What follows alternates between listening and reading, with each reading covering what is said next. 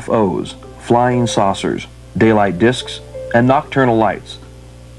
Since the beginning of recorded history, the people of planet Earth have witnessed strange events in our skies. Ever since the first unidentified flying object was seen thousands of years ago, we've searched for an explanation, more often than not making something up to calm ourselves down.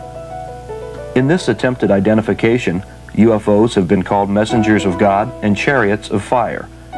Still others insist that UFOs are extraterrestrial spacecraft from faraway planets and galaxies. With over 600,000 planets in our own Milky Way galaxy capable of sustaining life, the extraterrestrial hypothesis is the most commonly accepted theory. Admittedly, the subject of UFOs has drawn mostly scorn and ridicule from the American press, not so much a disbelief in the UFOs themselves as it is a frustration with the lunatic fringe generally associated with the UFO field, those who insist they know what UFOs are, where they come from, and what their agenda is. Whatever UFOs are, there still is no more of a case for one explanation over another until our government comes forward with the information many believe they have been sitting on since the 1930s. Whatever UFOs are, they keep appearing in our skies year after year, witnessed by thousands of average Americans, people who never gave UFOs a second thought until they saw something strange in the sky that they couldn't explain. In 1990 and 1991, reports of UFOs came from thousands of witnesses in the Soviet Union, Africa, Europe, Canada, Central and South America, and the United States. In the Soviet Union, most reports came from Tbilisi in the province of Soviet Georgia. In Europe, thousands watched a triangular-shaped UFO and white round objects fly over Belgium. A display so big and so spectacular that it was witnessed simultaneously in neighboring countries. This time, the Belgian government and Air Force admitted that the UFOs showed up on their radar screens during the multiple sightings. In the United States, thousands watched the same UFOs seen in Europe as they floated over northern Alabama and the Florida Panhandle. In the next 90 minutes, travel with us across the United States as we meet former Air Force officers in Roswell, New Mexico and Tucson, Arizona. We'll meet other UFO witnesses, scientific researchers, newspaper editors, broadcast journalists, and law enforcement officers who have first-hand experiences with UFO sightings and close encounters of all kinds. We won't try to tell you what UFOs are because we still don't know. Rather than speculate on what UFOs could be, we'll explore how Americans react to them in our program, UFOs, A Need to Know.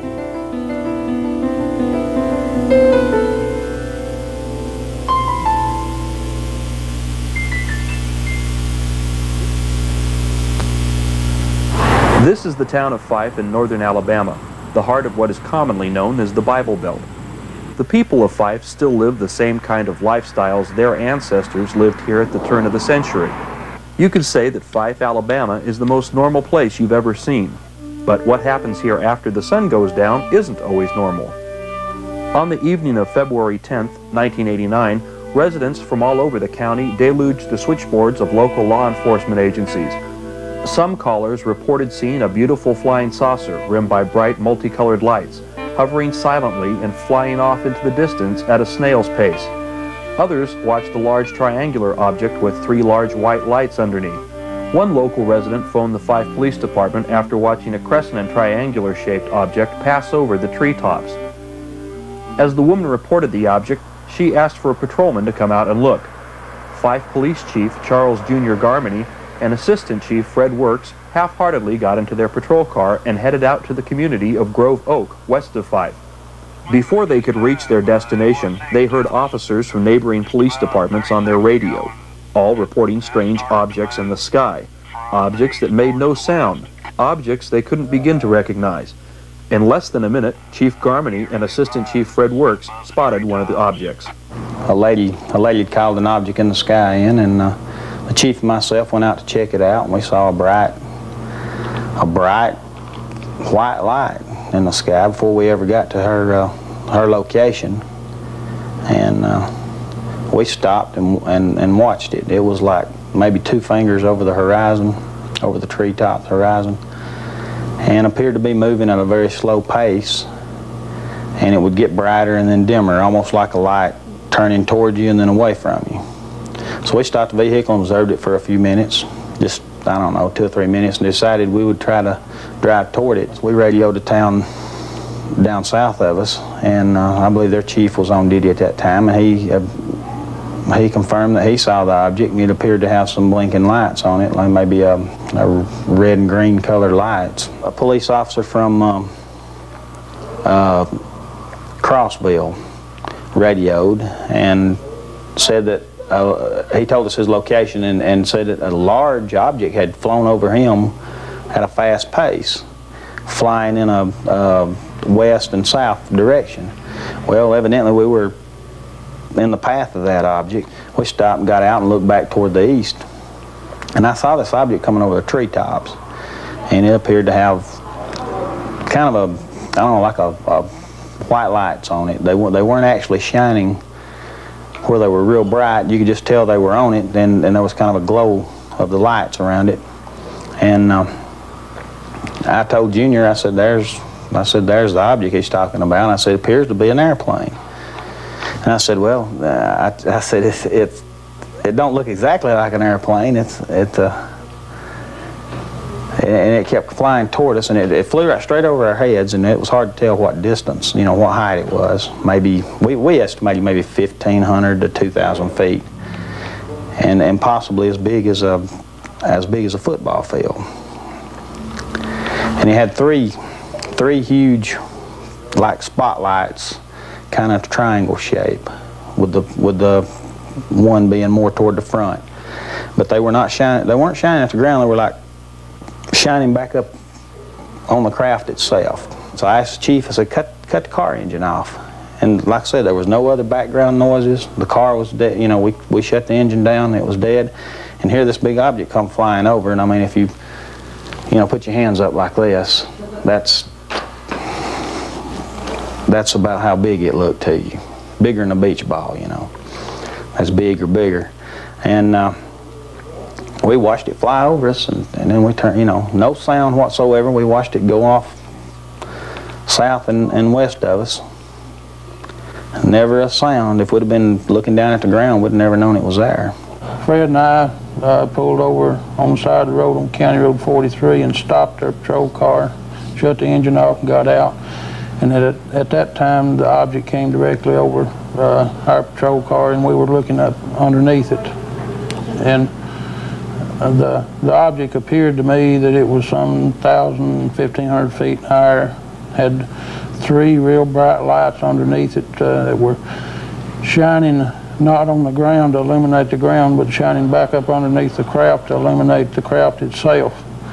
And there was some lights around what I call the face of the craft or the crown of it, whatever you may call it, appeared looking up through the glare of those other lights.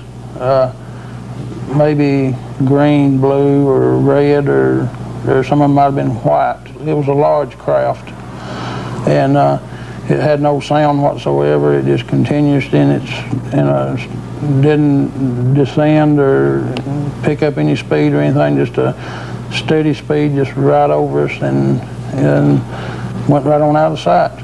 Sometime after that, now after '89 of February the 10th, we had several calls. The night of February the 10th, we had several calls, and they've been scattered reports ever since then. I had a person come in just last night. Marty Roberts in a Grobo carrier came in, and he described this object to me and drew me a diagram of it on a paper, and it was something similar to what I had seen on February the 10th of '89. And he's seen that this past date. A lot of the people who are telling the stories are people that I know personally and have known for a lot of years. And I don't have any reason to doubt what they say they saw. But nobody is telling me what it is. They don't know either. They just know it's something that's very unusual. Even more compelling evidence comes from this documented case where unidentified flying objects left physical traces of their presence.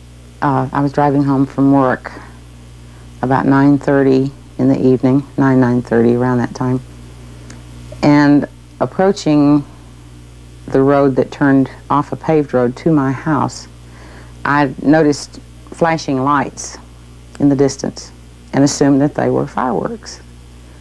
And but was puzzled about why someone would be shooting fireworks in August. You see this at New Year's and the 4th of July, but never in August. But I continued on home, turning down a dirt road toward my house, and I got about halfway down the road, and suddenly, in the distance, about treetop level, this huge object just lit up. And it was a glowing orange-red color. It was enormous. And so I stopped the car, convinced that I was seeing things, or I didn't know what it was. However, when I stopped the car, it went out. And so I immediately proceeded to go home, went on down the road, and I went a little distance, and it came back on. Just this, again, this huge thing. Then I stopped again. And when I stopped, it went out. And I sat there for a few minutes, and then I started on again to come on down the road home, and it lit up again. And when I stopped the car, it didn't immediately go out, but it did go out. And I decided that I'm not staying, I'm leaving. And so I began reversing up this dirt road with the ditches on either side. No backup lights. I don't really know how yet I made it without going in the ditch, but when I finally reached the paved road and turned around and then looked back, coming toward me at about power line level was an enormous, bright, bright light.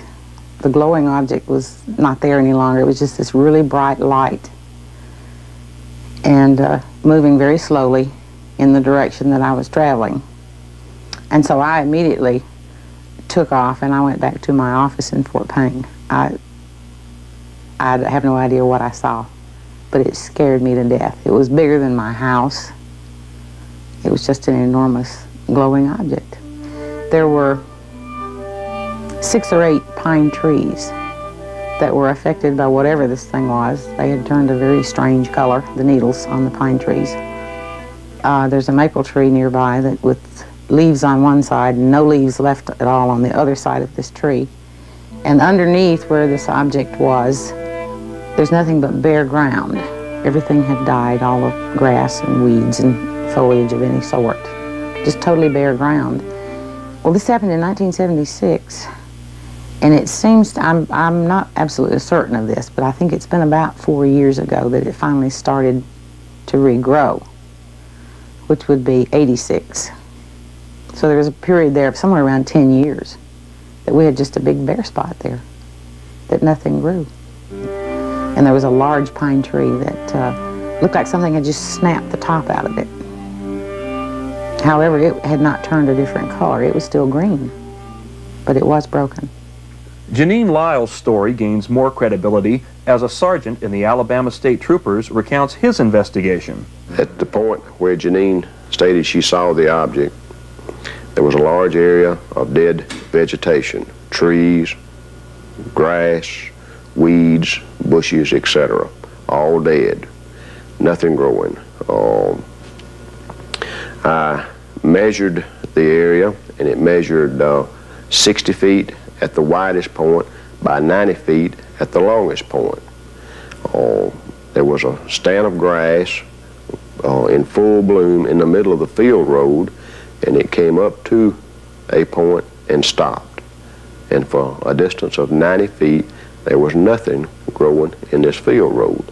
And at the end of the 90-foot span, the grass again was in full bloom. There were no bushes alive, no trees alive in this entire area. There was a maple tree that had multiple trunks, and half the maple tree was in full bloom, and the side that would have been exposed to the object that Janine stated she saw was dead, and nothing was growing on that tree. I personally was puzzled then, and am still puzzled as to what might have caused that. As to what Janine saw, I have no idea. But something caused this area of 60 feet wide by 90 feet long to be completely void of any living vegetation for a several-year period of time. I made periodic trips back to the area over the next few years, and each time that I went, it was as before, nothing living in that particular area. Everything else around there was green and lush in the summertime and bare in the wintertime, as it should be.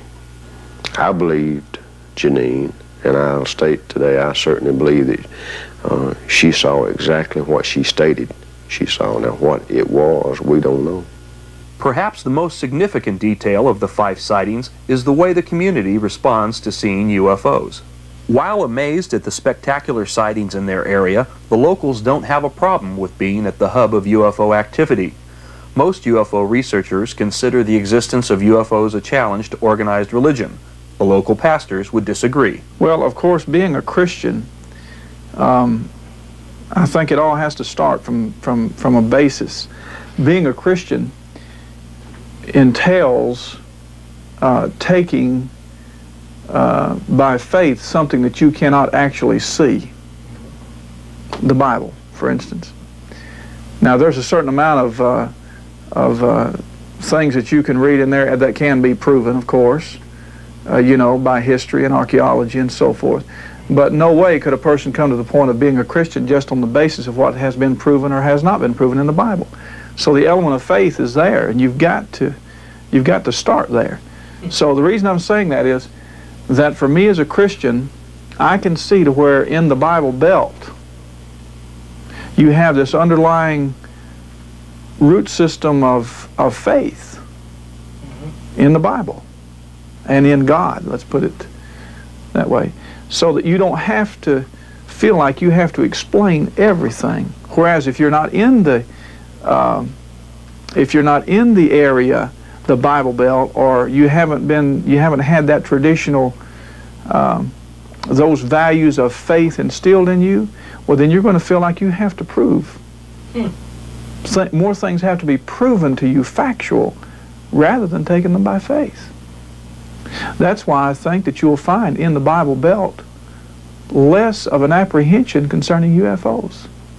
I feel that Jesus, in the Scripture, and I believe it was in the Gospel of John, said that there were others that those that he talked to at that time did not know about, other sheep. And I feel that they could have been people from other planets, other places, not just necessarily limited to this world. But I think if you want a biblical text proof to say that there is a possibility within Christianity that Jesus allowed the possibility of other life, that would be it. That to some people might not be enough, but it is for me, because I just about base everything that I believe on the Word of God, and He gives me that leeway right there to think about the possibility of other life. For me to say that to teach people here that I've figured God out, there are no such things as UFOs or whatever you want to call them, you know, that's taken license a little too far. Because if I believe that the Bible says that God, the handiwork, declares the majesty of God, well, then there's no limit to what He can or cannot do. And if I understand my position as a believer, then I have to respect a certain amount of the unknown. You've heard the term Southern hospitality. Sand Mountain is the epitome of Southern hospitality. People up here trust each other. A lot of the things that they do are done by handshake rather than by contract. And they trusted the outsiders too, until the inside edition piece. We sent Jeff Cole down there to see if E.T. has a Southern accent. They came from outer space. I still believe I saw a UFO. Police were helpless. There's nothing that I've ever seen before in my life. And the town of Fife, Alabama was stunned by the strange visitors. My dog saw it, but he won't talk about it. He went and crawled on the floor, and I know that's what's happened because he talks to anybody. I just had a UFO sighting. Fife Police Chief Junior Garmany and Assistant Chief Fred Works got the call and went out to investigate what they figured was some, well, monkey business. Whatever it was they saw, it will be a long time before Fife forgets the things from out of this world. There's some people that's going to ridicule us for it. Some people disbelieve it. But I hope them people themselves gets to view it one of these days. They may be coming to see you next.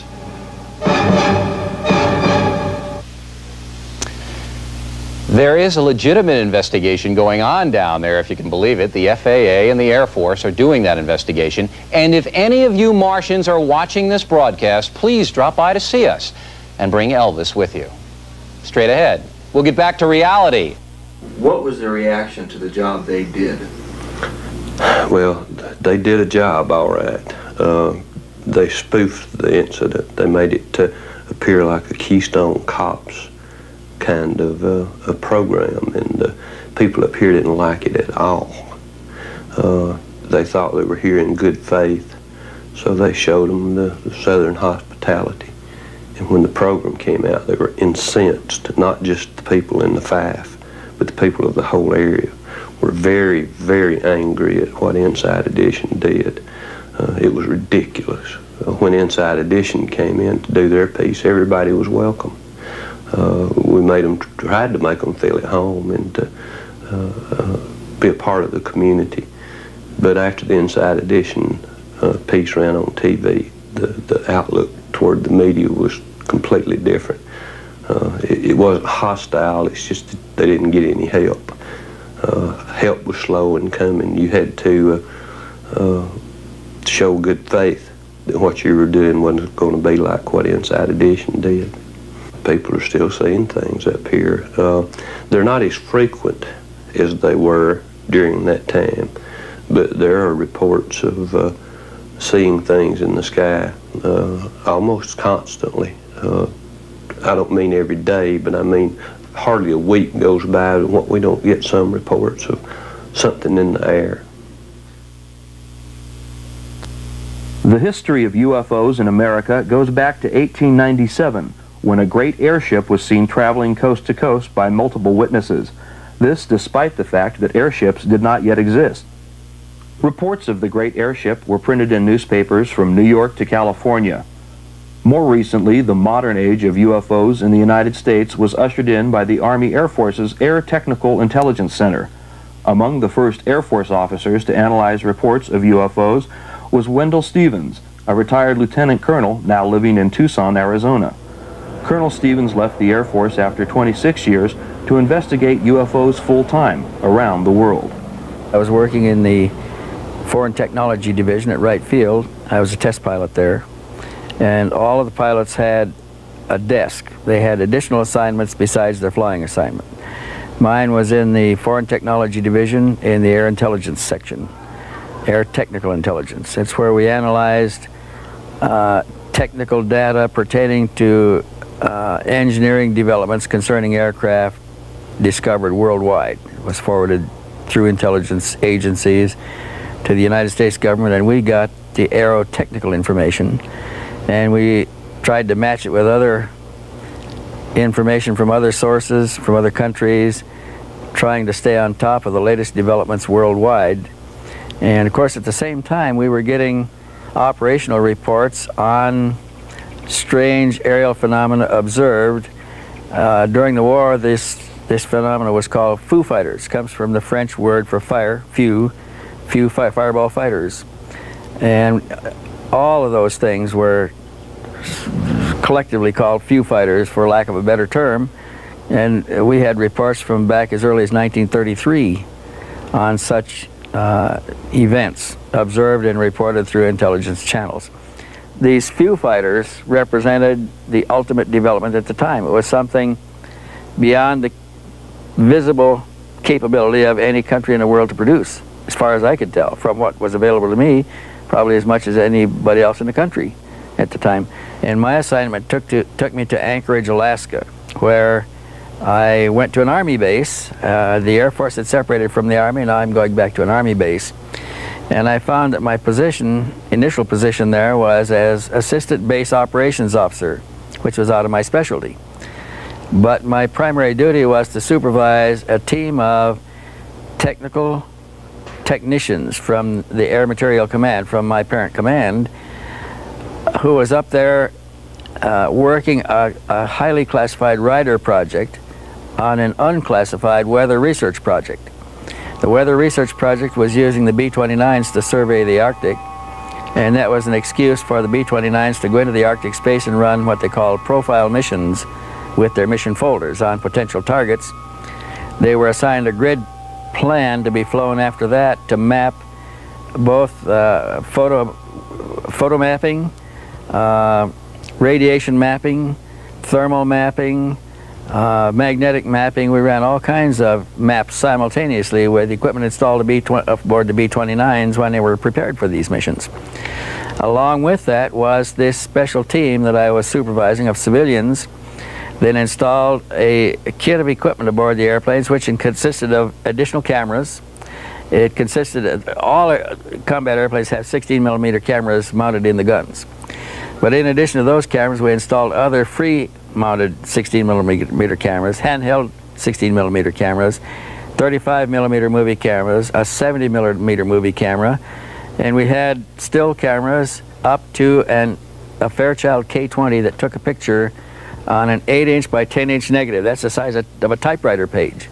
These cameras were all put aboard the craft, and each crew member was assigned specific responsibilities with each camera. In case something happened in the air, they were prepared. We also installed surge detectors on all of the electrical systems in the airplane. We had radio frequency detectors that swept the spectrum of radio frequencies. They would search the spectrum for an emission, stop on emission, read it for 30 seconds, and cancel it, and then sweep again looking for more until they had copied all of the frequencies being emitted. It would continually scan. Now, when those airplanes returned from a combat mission, all of this equipment was downloaded, and in the debriefing of the crew, if they had encountered anything, or if they had discovered surges on the line, or electrical anomalies, or interference on the radio, or anything unusual, we'd package all of the material into a metal box, and it would be couriered to Washington, chained to an officer's wrist that night. And about twice a month, they came back with reports of something operational in the field of activity we were surveying. They either saw other aircraft in flight over the Arctic under conditions that would indicate strange aircraft, high speeds far beyond anything we could fly, 1,000, 2,000, 3,000 miles an hour. Objects standing still in the air, motionless. Objects approaching the aircraft head-on, reversing direction and then proceeding ahead of the aircraft at the same speed in flight.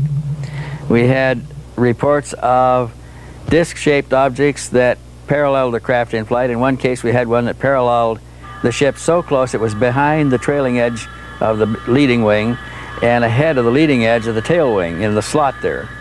And they got pictures of it with all the cameras and with the Fairchild K10 camera too. And we had reports of objects that were seen to land on the ice, on the snow and the ice at the ice cap of the Arctic. We had reports of them landing on the water. We had a report of them submerging, disappearing. We had another report of one rising to the surface, being seen to come to the surface, leave the water, hover momentarily, and then take off at high speed and fly away. All of this was clearly beyond the capability of any of the aircraft that we had studied worldwide in the Air Technical Intelligence Center. And of course, they were very concerned about who might have experienced such a breakthrough without prior knowledge through intelligence sources. And they, to me, again, they represented the supreme development in aircraft, and that's what piqued my curiosity. I argued that they had to be extraterrestrial vehicles, but I was a major at the time, and my superiors were certain that they were a Russian breakthrough experienced as a result of the capture of German scientists at the end of the war, which is only 3 or 4 years afterwards. And they would have had to make some great progress if that was the case, but this was probably the main feeling at upper echelons was that the Russians had experienced a breakthrough that we didn't know enough about, and we were trying to find out what we could about it. I suppose the Russians in their turn thought we had experienced a breakthrough for the same reason. We even had reports of electrical disturbance to the degree that engines quit running in flight and then started up again by themselves. We had radio interference on the communications lines where they experienced complete communications blackouts, and then for no reason at all, communication would come back again. We had surges on all of the lines, including closed lines that were within the airplane. That, for instance, some systems in high technological airplanes work at, say, 300 cycles per second. Another part of the same equipment may work at 150 cycles per second, some at 60 cycles, more and less. And we had electrical interference simultaneously on all frequencies. At times, we also had selective interference on different frequencies. We never knew what was causing this because it always cured itself in flight, which true failures don't do. And it indicated the potential for somebody else to selectively interfere with frequencies and functions aboard an operational vehicle in flight. And these are supposed to be our best military equipment. They're supposed to be foolproof, and somebody was fooling with the systems. And so I'm sure this got a lot of attention in Washington. I was never able to see anything because when a flight came back with evidence captured in that mission, my team of civilians downloaded the cassettes, the cartridges, the reels, the rolls, everything, and we were never allowed to process anything there. It was all packed in this metal box. It was like a small footlocker, and couriered to Washington, and nothing ever came back down the line to us. We don't know who handled it, we don't know how it was broken down, where it went, but the processing was all done elsewhere. So all I ever ended up with was the stories, but they were some very exciting stories. In the late 1970s, documentary film producer Linda Moulton Howe heard a first-hand UFO account from her brother, then a military helicopter pilot. With details of the story fresh in her mind, Linda began investigating reports of unexplainable cattle surgery and cattle mutilations in the same areas of reported UFO activity. One night that fall of October of '75, I had a phone call while I was actually on the floor with a typewriter writing a medical script. And it was my brother, and he was extremely excited.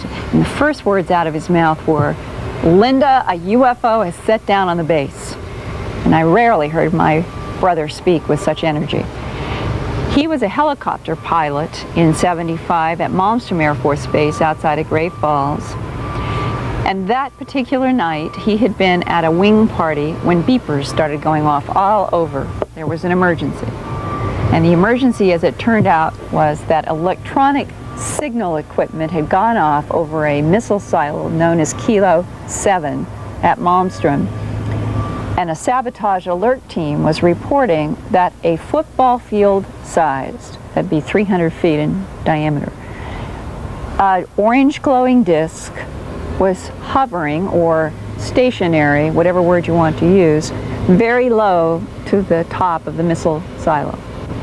And that it was casting light that was brighter than daylight. My brother said that the sabotage alert team actually had an argument with the command unit saying, "You want us to go closer than where we are," which was a quarter of a mile away, "then you come out here." And that kind of insubordination got people's attention too, that something serious was there at that missile silo. Jets were scrambled. When the jets got above whatever this orange glowing thing was, it blinked out. The sabotage alert team said, "We know it must still be there, it's just disappeared." As long as the jets were there, couldn't see it. The jets were called back on it came. Began to rise and was picked up by radar until it Dopplered off at 200,000 feet. Well, the next day, my brother said that they sent a team out there to investigate that missile, and that they found that the targeting information in the computer head about where the warhead would go in the world had been changed. And the next day, they took out that whole missile and put in a new one. Same time, around the base, ranchers were finding mutilated animals. And my brother had a first-hand conversation with a flight surgeon at Malmstrom Air Force Base in 1975 when a rancher brought in the back of a pickup truck a cow in which The lips alone had been beveled so perfectly and surgically that the flight surgeon talked to my brother about it and said that the tissue of this particular cow had been drained so thoroughly of blood that it was not even red, it was the palest of pink white, and that he as a flight surgeon had no idea what had happened to that cow. Well, that was 75. The next year, I moved with my family from Boston to Denver. I had a little file on animal mutilations, but the truth was, I really in my own mind didn't have any solid connection of thought at all between the animal mutilations and what had happened at Malmstrom with that UFO. To me, in my mind, they were separate issues. I did a whole series of films and studio programs on environmental issues and was working on a program with a crew in the summer of '79. It was actually behind the scenes of a Colorado Shakespeare Festival, as far from this subject as you could get. And my sound man was talking about the fact that there were mutilations happening in the West. And sure enough, I began realizing that the newspapers had more mutilation stories, and I thought, well, I've got to get to the bottom of this. When this phenomenon, the mutilation, started back in the late 60s, I know that there were people who, in the beginning, they took it seriously, even though the rest of the world was saying it might be predator and satanic cult. I guess I find myself in that unusual and unique position of also being one of those people who took the mutilation seriously enough to stick with it long enough that I have found myself becoming an authority in an area that I never would have suspected, the mutilation of animals worldwide.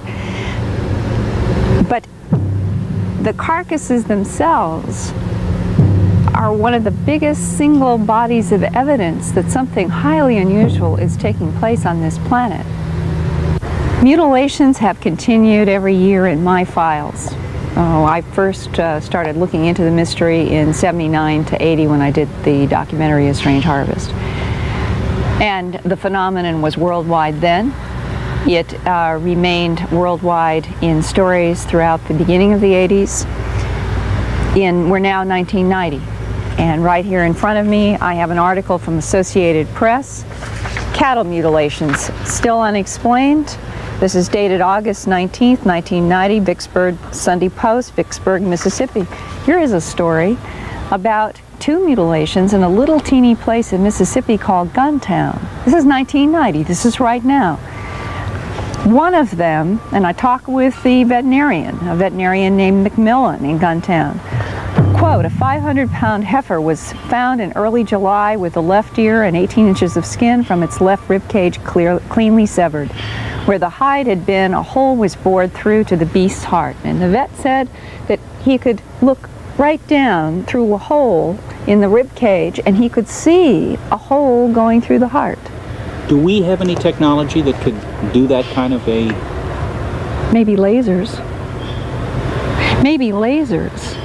But the big question is, which contingency of the human community is going to be bothering with a calf in Guntown, Mississippi, with laser equipment that could do this? Current day lasers, if the military has it, fine. But this phenomenon started in 1967. Laser technology was lab bench research then, that year.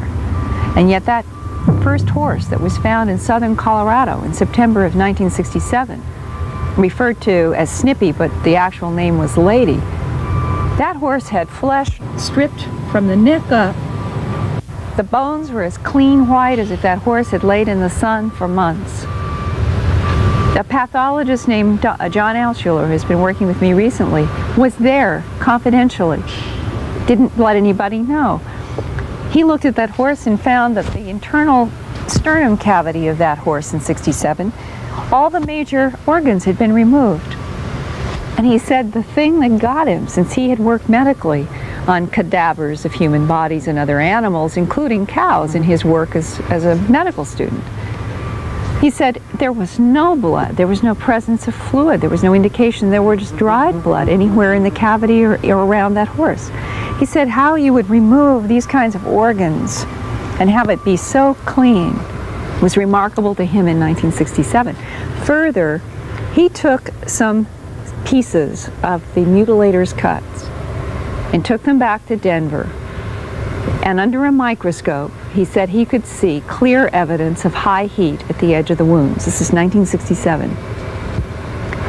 1989, he and I work on getting tissues from 9 mutilated animals in the summer of 1989 from Arkansas, Oklahoma, and Missouri. And there was one in December in Idaho, so those were 4 separate states. Under a microscope, he finds the same evidence of high heat cut on the edges of these mutilator cuts. He estimated 350 degrees or above. Well, that clearly excludes predator. And in my own opinion, and with the conversations I've had with law enforcement about the whole issue of satanic cults, I have yet to meet a law enforcement person who privately would say that they thought satanic cults were responsible for this, because there have been too many undercover efforts trying to come up with some satanic cult or somebody who would even give information that a satanic cult was involved with mutilations from Canada, throughout the United States, Puerto Rico, Mexico, Central America, South America, Australia, the Canary Islands off the coast of Africa, parts of Europe. I mean, this is a worldwide operation. And in every single case, the animals basically are treated the same. The same things are missing. An ear is missing, an eye is missing. The jaw is either cut like this and comes down like this, and it comes across like this, and everything is removed. We're talking clean bone on an animal that is still warm to touch. The tongue is always cut in a vertical cut deep within the throat. The genitals of the males are usually removed in an oval that is about that big. The cows with udders, you'll see either something like a square or sort of an oval cut, and the entire udder is removed, or isolated teats are removed, or some variation on that theme, and the rectum is cored out. Now that's the basic mutilation scenario, and there's no blood or fluid. Blood being drained. Now that was part of the story in the 70s. There were evidence from both veterinarians and from people who had medical backgrounds who examined some of these animals, and they said that on the basis of the tissue, the muscle tissue, that it would appear that the blood had been so thoroughly drained that the muscle tissue was left a pale pink white. In the 80s, I have been where animals have been found, and I have been with people who have studied them, and I would say it's mixed. Some of the animals, the tissue is red, showing that there's the evidence of blood in the tissue, but that in terms of a cut that is as precise as these are, with no fluid anywhere, that in and of itself suggests that something unusual has happened where these excisions have been made. And further along these lines, how is fluid from bodies of all these animals, how is it being taken so thoroughly that there's no residue of any kind? In 1989, in Arkansas, 5 cows were found in a straight line on one farm. Every single one of them had been mutilated. One of those, and all were pregnant, and one of those, the stomach, had a very clean, very precise, extremely pale pink. It wasn't red, suggesting that blood had been removed from this wound. It was a hole cut in the belly of this pregnant cow, and through this hole, the weight of an unborn calf still in the embryo sac had come out onto the ground. So you're seeing a cow, and the unborn calf is partly in and partly out of the body. When the farmer saw this astonishing and horrifying scene, he called local authorities in the newspaper. Jim Williamson, who's the editor of the Little River News in Ashdown, Arkansas, sent out his associate editor with a camera. She was the first one there, about 5 hours after the farmer had found them. And she said that the outside of the embryo sac, the cow, the soil, everything was dry. But what really got her was that she reached down to touch this embryo sac, and she was taking pictures, And inside this sac, she could see no fluid of any kind. What evaporated? The embryo fluid, also where this calf was found. Those are the kinds of questions that have puzzled a lot of people. Now it's 25 years, we're talking a quarter of a century. This phenomenon is worldwide. It's been going on for decades. There's no one who has ever been arrested. Cattle mutilations and unexplained cattle surgery continue to this day, unabated, around the world. Next up, UFOs and the Las Vegas connection. Meet George Knapp of KLAS-TV, Las Vegas. For 2 years, from 1989 through 1990, George produced several award-winning reports and full-length specials about the UFO phenomenon and those who get caught up in it. Initially optimistic that his programs would lend credibility to the topic of UFOs, his programs were seen by millions here in America and overseas. His programs, UFOs: The Best Evidence, Parts 1 and 2, became a hot property on the illegal video cassette market, with more people having seen the illegally copied tapes than originally saw the programs as broadcast.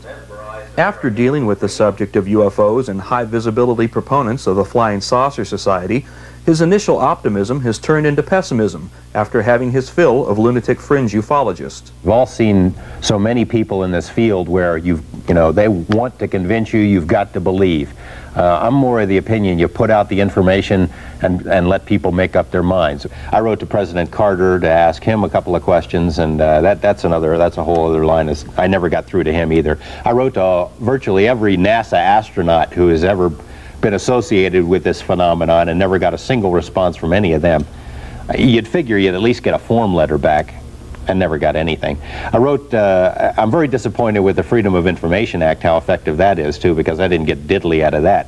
Wrote to NASA knowing that they had a certain body of information. I asked for all of it. Well, here it is, here's all of it. And 6 months later, somebody else asks for all of it, and they got a lot bigger pile of all of it than I got. So I think, there's very few checks and balances on that. They give you what they want in that system. I asked for my own FBI file. I know that there is one there. I've covered the president on a number of occasions. I know there have been some background checks. I know I've been mentioned to the FBI in the course of investigating various stories here in Las Vegas in association with organized crime. They have no file on me. That was their response. Oh, yes, they do. Well, they do now. Some of the information is very disturbing. It changes the way you view things. It changes the way you look at everything once it hits you what really is going on.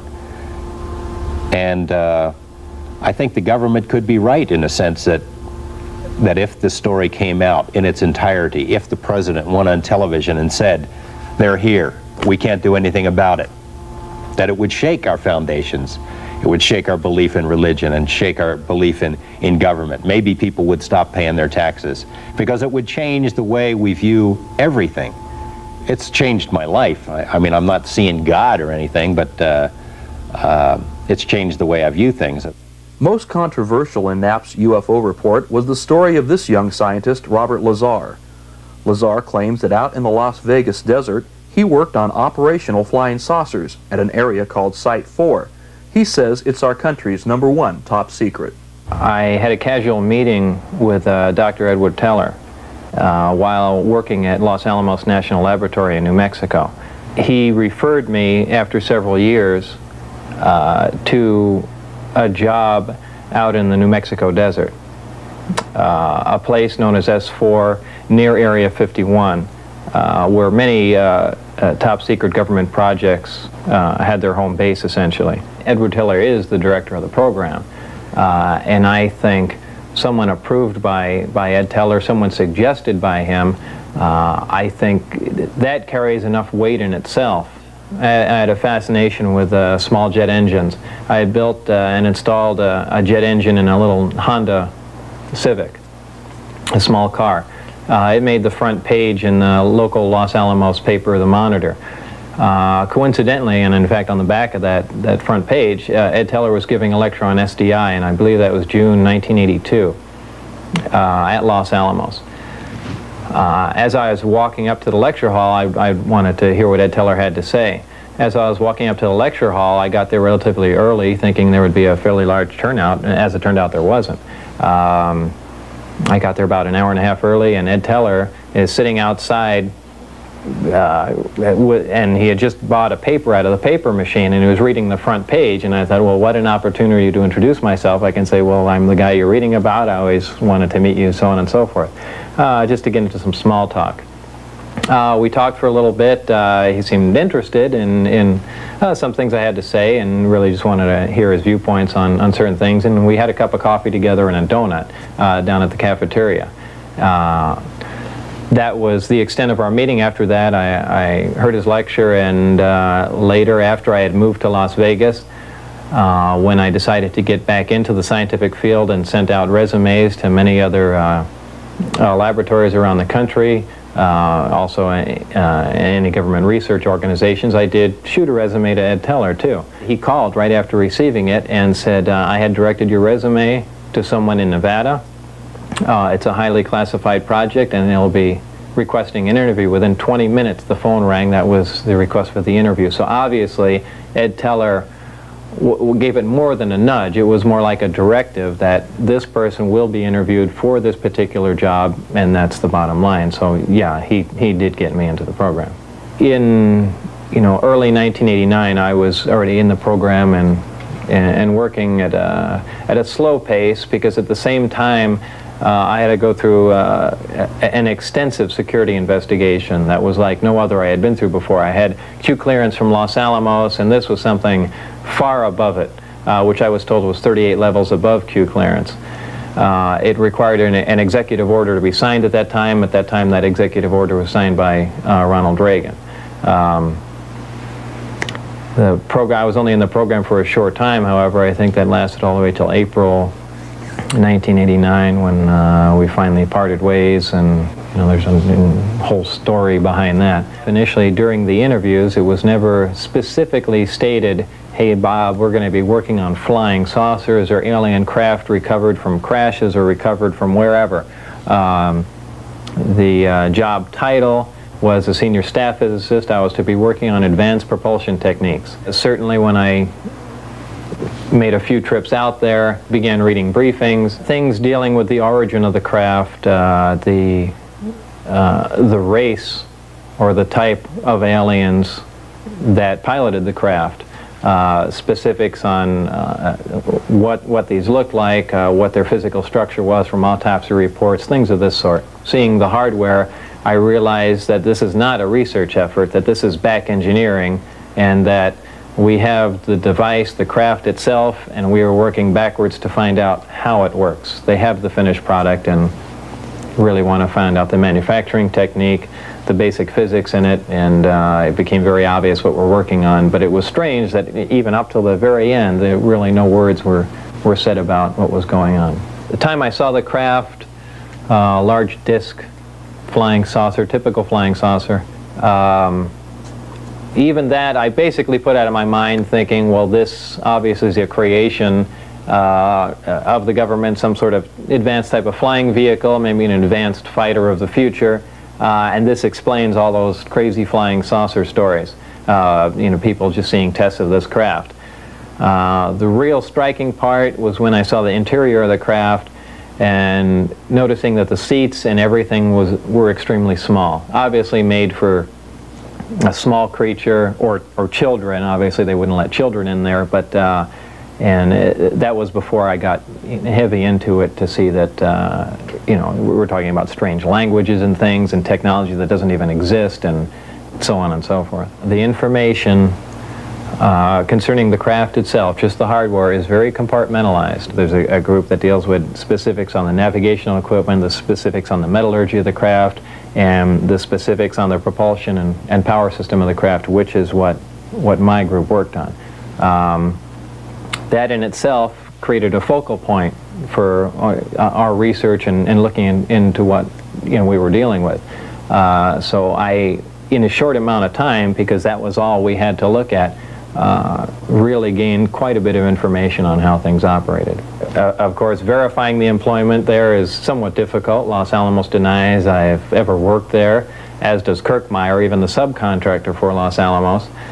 which is interesting. We went back and were able to dig up an inter-lab directory phone book with my name in it. Certainly I got some of my colleagues from Los Alamos to verify that I worked there, but for the most part Los Alamos has kept everything pretty quiet and even denies that I ever lived in the town, though I'm known by many people in the town and many of the people I worked with, supervisors, so on and so forth. When Lazar went to trial on unrelated charges in 1990, even the judge agreed that Lazar seemed to be a man without a country. We do have a W-2 form of record that shows that he worked for the United States Department of Naval Intelligence. And I also note that he is in fact listed in the Los Alamos National Laboratory telephone directory. It's obvious that it's very difficult to get information on Mr. Lazar from government sources, enormously difficult. A lot more than just UFO sightings have been reported out here in the Nevada desert. Independent investigator and reporter Tony Pelham has spent countless evenings outside the Nevada test site, where he's run across mutilated cows, strange lights in the sky, and unfriendly security guards without ID. The desert up there is full of troops in camouflage uniforms. They carry M16s and they have no identification. They're not Air Force, they're not Army, they don't have any markings at all. And I came real close to being taken to jail a couple of times. So I found that real strange. You know, I heard all types of theories about who they were. But they would challenge me and then I would challenge them. When they would approach me, they would say, "What are you doing here?" I would say, "What are you doing here? You're on BLM land. You know, you're roaming around outside the secure area." My opinion is that the government is hiding something that's a lot more secure than anything similar to the stealth or the U-2 or that type of thing.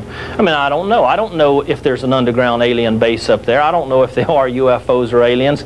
I just know that they have got security up there that's far beyond what you see around any military type installation. And I don't understand why the uniformed security guards with M16s don't have markings. And when I ask them, "Are you with the Air Force? Are you with the Army?" they don't answer any questions. They just direct you to leave the area. The troopers have held me and had the Lincoln County Sheriff's Department come out on 3 different occasions, and each time they filled papers out on me and instructed me not to go near that area. And on the last occasion, on what pretense? That I have no business near a secret facility. And I explained to them, I'm not even within a mile. I'm on BLM land. So several months ago, about 6 months ago, I went up and I just went near the Medlin Ranch and I spotted one of the blazers, but I went nowhere near the fences. I've never crossed the line. I've only gone near it sometimes. On my way back to Alamo, the Sheriff's Department met me, pulled me over, filled out another set of papers, and in a very formal manner said, "Mr. Pelham, this is the last time you're being told. The next time," he said, "and I'm telling you from the higher-ups, if you come back up and go up this road near this facility again, you are going to jail, period." On one particular occasion, I had some bizarre experiences of lights seeming to be at a great distance and then just in a matter of seconds being right at me. But I have never gone on camera or ever come back to George Knapp or anybody and claimed to have seen a UFO. I don't know what I saw that night. Shortly after that, as I started back, a blazer came in front of me up from a side road, and the camouflage uniformed troopers stepped out with their M16s, and they asked me what was I doing coming from a secure military installation. And I said, "I'm not coming from this." I said, "I'm sitting out here in the desert." And he said, "What are you doing?" And I says, "I'm watching the strange lights." And he said, "Strange lights? What lights? We didn't see any lights." I went north of Las Vegas, just above Alamo, in the area known as Area 51, north of there, and I crisscrossed a lot of ranches all through Lincoln County and up in Whitebine County, and I found a number of dead cattle Some of them I believe to be mutilated of the same fashion that was shown in Linda Howe's book, The Strange Harvest. I'm satisfied that I personally saw some mutilated carcasses, certainly that look identical to some of the ones that Linda Howe showed in The Strange Harvest from back during the 70s. And you obviously talked to these ranchers also. Right, and on when one particular case, when my son and I found a black and white bull that had all the classic signs of the stripped away lower jaw, one ear, and the rectum cored out, and the carcass had not been touched by any coyotes or anything. There were no tracks around it. When I went and approached the ranchers about it, they just rode away, the group that were there, and I asked a couple of other neighboring ranchers, and they says, oh yeah, somebody drove by and shot that bull, and it laid out there. Which I don't buy that at all. It was a mutilated cow. When I actually looked over the sheriff's records and would talk with people who had held prominent positions in those counties off the record, they told me that from their own experience of investigating these fresh kills, that they personally believed that it was done by something from outside this planet. They say absolutely they don't believe it was coyotes or any type of animal, and there was no tracks.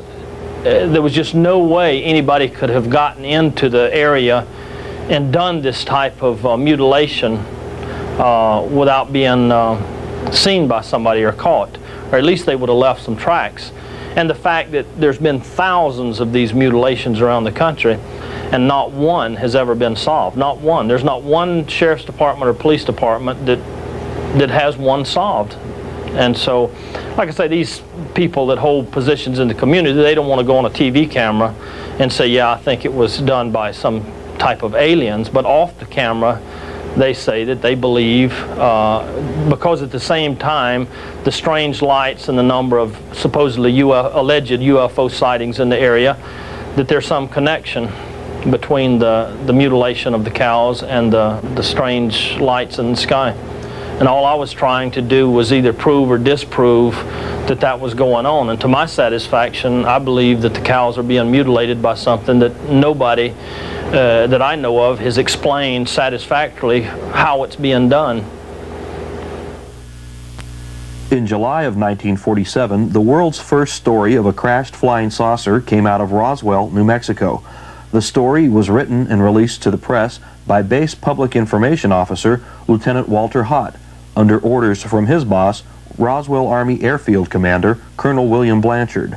I got a phone call from Colonel Blanchard, and he pretty much dictated, not all the verbiage, but it hit the salient points, telling me about the flying disc that we assumedly had pieces of, and who had gone and gotten it, and what was being done with it. And I wrote the release from the information that he gave me over the telephone. A rancher had brought some material in, or had told the sheriff about some material that he had on his ranch that he had found, and the intelligence officer of the base had been sent out to the ranch to pick up this material and bring it back into the base. And that Major Marcel, who was the intelligence officer, was going to fly it onto 8th Air Force headquarters to give it to General Ramey, who was our immediate commander. The remains found were taken by Major Marcel to his home in Roswell, just down the street from Walter Hott. Major Marcel showed the retrieved material to his wife and son before returning to the crash site. This time, truckloads of the wreckage were brought to this hangar, and quickly the building was secured. Well, I went to my normal duty station, which was my building where we normally worked on the flight line, and later on that day I went to the building where we had these flyaway kits stored, and we had been going in there almost on a daily routine basis, and that particular day there was an armed guard at the building and we could not get in. What was in that building or why we couldn't get in, it was never explained to us, but we couldn't get in the building that we had normally been going into on a daily or 2 or 3 times a week basis. We all had top secret clearance because we were atomic outfit, and we had all the necessary credentials to do everything that we did on the base, but we couldn't go in that building anymore that day. In recent years, many new witnesses have come forward with more details of the UFO crash of 1947. Among them are several neighbors of rancher Mac Brazel, who remember Mac coming by their homes to show them pieces of the strange material he found in the Corona Desert. In 1947, I think it was about the 1st of July, and he came over with some something that looked like wood that he had found on the ranch and wanted us to go look at it, and we didn't have the time or means to go do it, and we talked him into taking it to Roswell and showing them down there, and they brought him back to find where it was at, and then took him back down there and kept him several days in Roswell while they cleaned up everything. And when he came back, he said they told him it was a weather balloon. If he ever found another, and he wouldn't report it. The piece he brought up was about the size of a lead pencil and about 4 inches long, 4 or 5 inches long, and it was kind of a tan color, kind of like what we'd say plastic now, but we didn't have plastic then, and you couldn't cut it or burn it or whittle it, you know. It was very, very hard.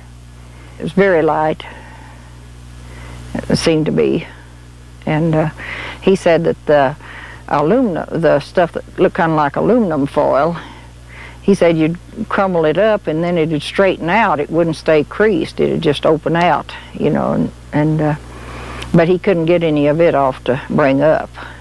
He said he couldn't cut it or anything. We told him it was probably a UFO or a flying saucer, and we'd heard there's a reward out for it, and go down and collect it. And so, you know, we thought maybe he would. I guess I told him not to say anything. I don't know, but he didn't.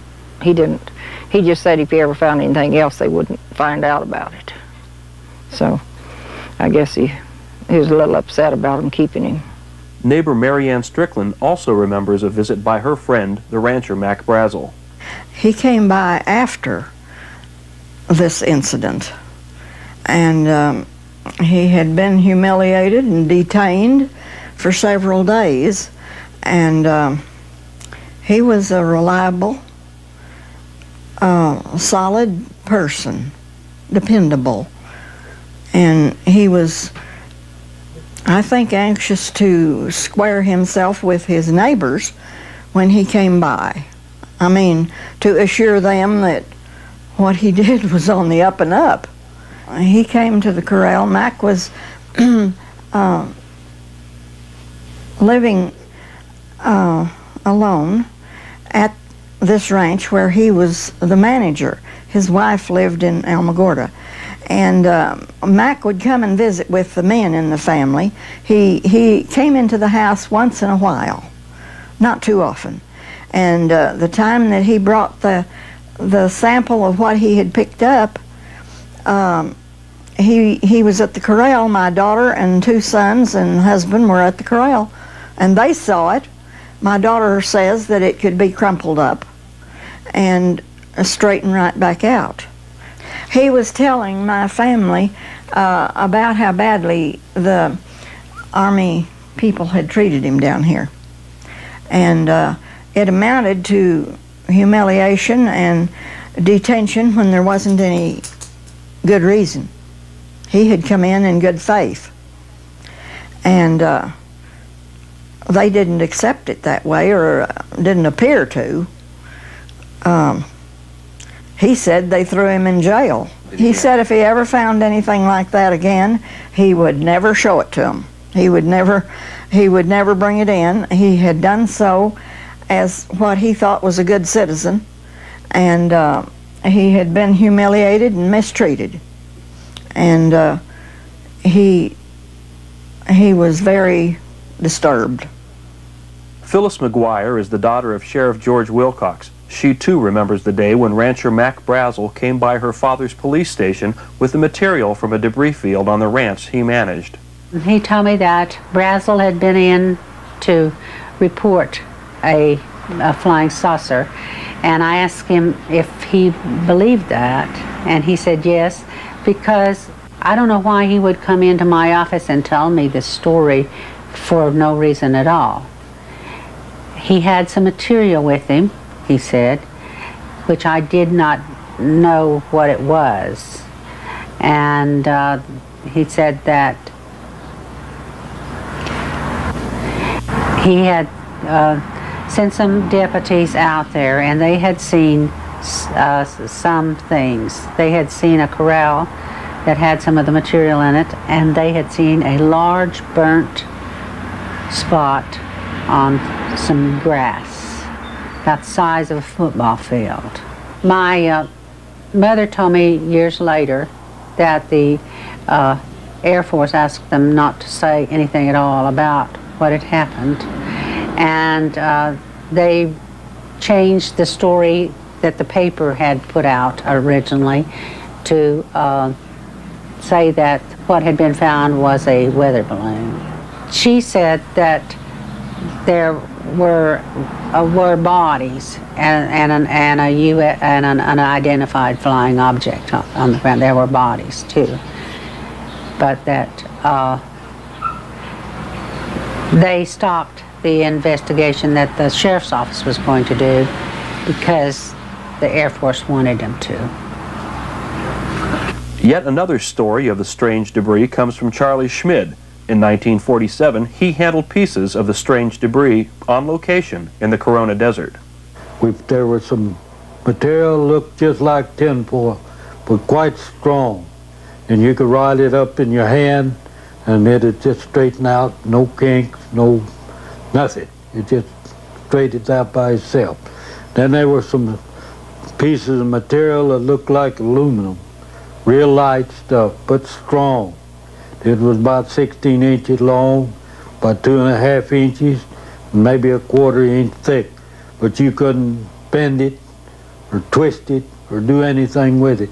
Even by putting it up against a rock and jumping up and down, you could not bend this material. And then there was some material that looked like wood, which I don't know whether it was or not. It was broke, but it wasn't broke square. It broke like a spear, off at an angle, and it was about 1 inch thick. I mean square, we'll say, that way. But it had some writing, looked like flower, on just one side. It had pink petals, center like a flower, and green mixed in, but you couldn't make no leaves out of it or nothing like that. But it was green in between these flowers on that one side of this piece of wood. A final story confirming the presence of alien bodies comes from former Roswell mortician Glenn Dennis. Dennis refused to talk on camera, but gave us these drawings of alien bodies. The pictures are reproductions of drawings given to him by a nurse who helped prepare the strange bodies for a flight out of Roswell Army Airfield. More details of what actually happened at Roswell in 1947 have just been revealed in this new book, UFO Crash at Roswell. To date, it is the most comprehensive report on the historic events of 1947. The authors are former Air Force intelligence officer Kevin Randall and Don Schmidt, Director of Special Investigations for the J. Allen Hynek Center for UFO Studies. First of all, this started out as a reinvestigation of Roswell. We saw that time was running out, that witnesses were being lost as far as forever, as far as their testimony, as far as their involvement. And we had to go back and re-interview the old witnesses, corroborate their testimony, and then seek out new testimony to confirm what we already knew about Roswell. What kind of things are you finding? We're finding new military witnesses, people who have small bits of the information, people who have been involved in maybe a flight out with some unusual material, people who might have seen something unusual, little bits and pieces of information that when we fit it into the whole puzzle begins to give us a clear picture of exactly what happened in Roswell in 1947. All our evidence, unfortunately, is testimony from people. We don't have a piece of the wreckage. But when we put all that evidence together, that makes a very strong case. I think some of the best testimony has come from Bill Brazel, the son of the man that found it. He was involved in some aspects of it. He was involved in finding some additional pieces after the military cleaned up the debris field. Later on, he was approached by the military, and those pieces were basically taken away from him by the military. He likes to say, well, they weren't confiscated, but the officer in charge made it clear that if he didn't surrender them, that they had the authority, or at least said they had the authority, to take those pieces away from him. So we have that sort of thing, but we have that kind of testimony from literally 250 people. So when we put it all together, can all these people be lying? Would all these people be involved in some kind of a hoax or some kind of a joke? And what would be the motivation for it? Nobody's getting paid for any of this sort of thing. And why would the wife of one of the men that was involved in flying the bodies out of Roswell, suddenly when we get to the point where we've identified that her husband was a member of the 509th Bomb Group and he was involved in this, suddenly tell us that she couldn't talk about it, she didn't want to talk about it, and hang up the phone on us if there was nothing to it? And what did her husband tell her before he passed away? So we've got that sort of thing going for us, and I think that's the body of the testimony, the body of the evidence that we have. The wealth of testimony, the video depositions, the sworn affidavits, the deathbed statements that we have, the 24 FOIA requests, Freedom of Information Act requests, concerning specific details about this experience, all paint a picture that I defy anyone to come up with a conventional explanation with proof.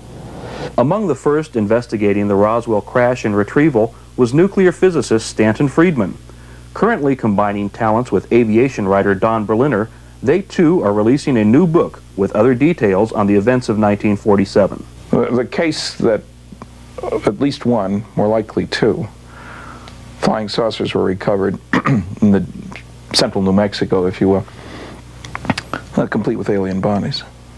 It's far better than the case against most convicted criminals. You go to a court of law with this, you'd have no trouble convincing a jury that indeed, now you don't have every little detail, as you never do, even in a criminal case, but we certainly have enough to establish that a saucer crashed, at least one, probably two, that the United States government, agencies of the United States government, recovered the wreckage and the remains of alien bodies, that they proceeded on with that, just as you'd expect them to try to figure out more of the information, and covered it up very effectively, and probably quite appropriately at the time. That's easy to establish. The real bottom line is that this is probably the most significant event of this century, maybe this millennium.